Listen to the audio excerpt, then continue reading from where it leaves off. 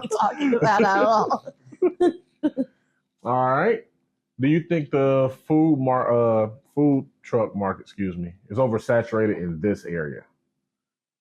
Specifically this area. Oversaturated? I wouldn't say it's oversaturated. No. Okay. I think it probably will be soon, but they only hand out within the city of Myrtle Beach. They only hand out X amount of business licenses. I can't remember what the magic number is now. I want to say 20. Carrie from Curbside would know that answer. But they only, once they get to that, it's cut off. It's cut off. But you can also get business licenses in other counties as well. Gotcha. So you don't need to be in Myrtle Beach, you know. Yeah. We have licenses from Charleston to Wilmington to Camden. We have them all over the place because we travel so much, and we do any festival that's like within 4 hours, like we'll hop on as long as it's financially, doable. Yeah. So we did a festival last year. It was like the craft beer and food truck festival in Columbia, and it poured the whole time. It was like lightning, thunder. We did terrible. Yeah. They didn't shut it down. They didn't give us a new date or anything. And we lost money. But that's the game. You got to play with this. Yeah. It's taking risks. It is. I mean, certain festivals, I'm like, this sounds awesome. Well, let's just hope it is awesome. You got to do research too. You got to reach out to other food trucks and be like, hey, how was it last year? Yeah. And they're going to be honest with you, don't do it. It wasn't worth it. I didn't even think about that until you just said it, but the weather plays a huge part in your success for that day. I did not even think about that. Yesterday, CCMF poured down rain. I'm about to say it was raining, yeah. Poured down rain. Killed our business. Killed it. Yeah. We stayed open. I didn't even think about that. That's crazy. We stayed open because we knew that people were not only going to be wet and drunk, they're still going to be hungry.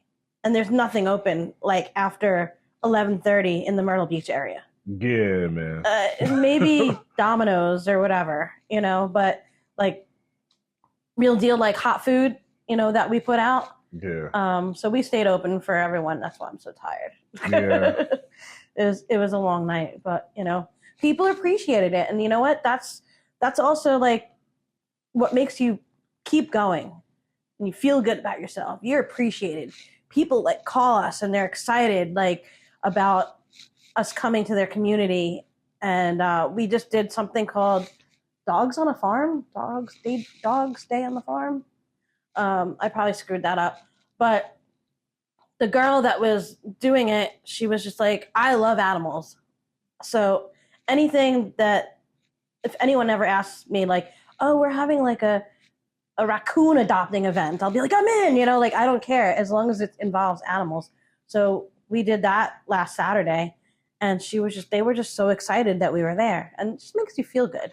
It makes you feel like that you've come a long way, that you're putting out a good product and people appreciate it, and, and they like what you do. Yeah. It's a good feeling. Out of all the stuff that I've done in my life, I feel almost proud of myself for once. Yeah, that's what's up, man. That's what's up. It's not all about the money. Yeah. Not all the time. I mean, at the end of the day, when you're at work and your boss says, thank you, I appreciate you. I mean, that feels great. Feel good, yeah. I mean, money would be great to come along with that as well. But when you feel appreciated, truly, truly feel appreciated, and you're thanked, then I really think that that's a big thing that people need to do in the workplace. Yeah, I can agree with that. Mm-hmm. All right, so we're close to wrapping this up. I feel like that was very informative. I try. Yeah. Yeah. So, well, I got to go to work soon. Yep.